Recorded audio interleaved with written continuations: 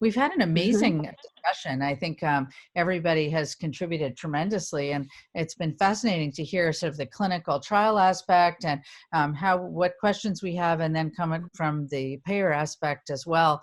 Mhm. Really an interesting discussion talking about, I think, some very broad areas where we've made a lot of advances and still have some questions. It's really been an informative discussion.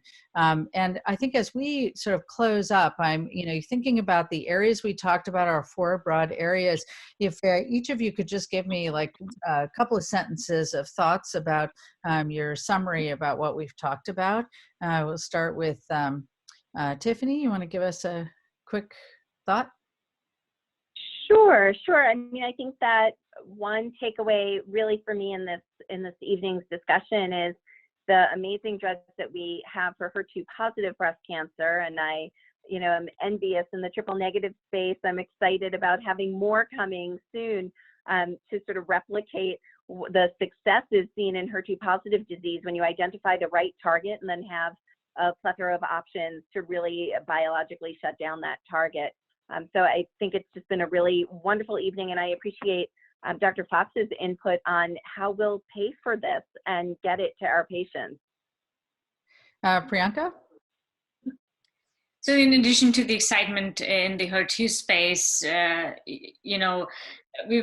the strides that have been made in hormone-positive metastatic disease with CDK4/6 and PI3 kinase inhibitors really have been tremendous. And a lot of these patients are now living for years and years with metastatic disease. So that excites me, and the potential of possibly having more oral chemotherapy options down the line is definitely very encouraging. Bardeen?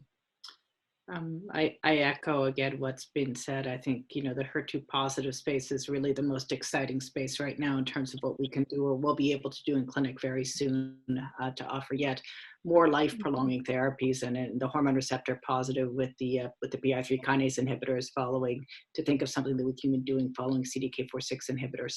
Again, I think, we don't know how to apply some of these results to our patients in the hormone receptor positive space, because not all of the patients on these trials had CDK4/6 inhibitors, but I think we have more and more options for our patients. And all of what we've talked about oral agents and the pluses and minuses, I do think that one of the take-home messages is that oral isn't always better, but it can be, and we should be making careful choices with our patients in terms of looking at their risk profile, their tolerability, and how we approach this on an individual basis. And John?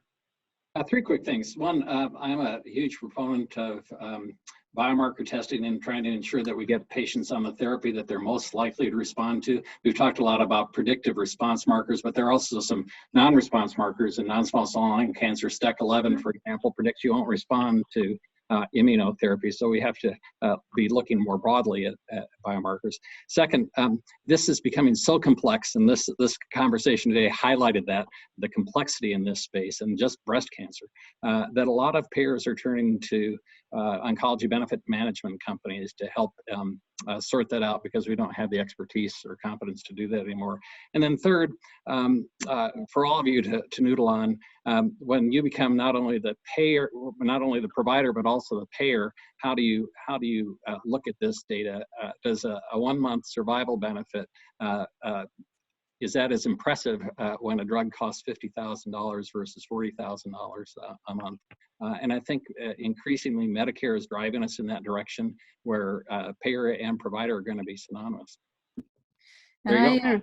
Just in terms of I think that was really, those comments were phenomenal and excellent, and I think really sort of summed up a lot of our discussions and where we're moving to with the data we have at present. I think my additional sort of comment at the end is that maybe one of the areas that we will be able to afford these therapies is moving effective treatments to the right population with early stage disease, so that we're treating more patients with effective therapy, having less patients in the metastatic setting, and in the long run, a shorter duration of therapy and less toxicity. So that's my big hope moving forward. Although it takes us a long time to get to those endpoints, maybe we're shortening that time now by working in the neoadjuvant setting with trials that are powered to look at event-free survival. So with that, I'm going to wrap up. I really want to thank everybody for participating during this COVID-19 pandemic and taking your time outside of your really busy lives to participate and discuss this for our viewing audience. Thank you to our viewing audience for participating. We hope you found this OncLive peer exchange discussion to be useful and informative.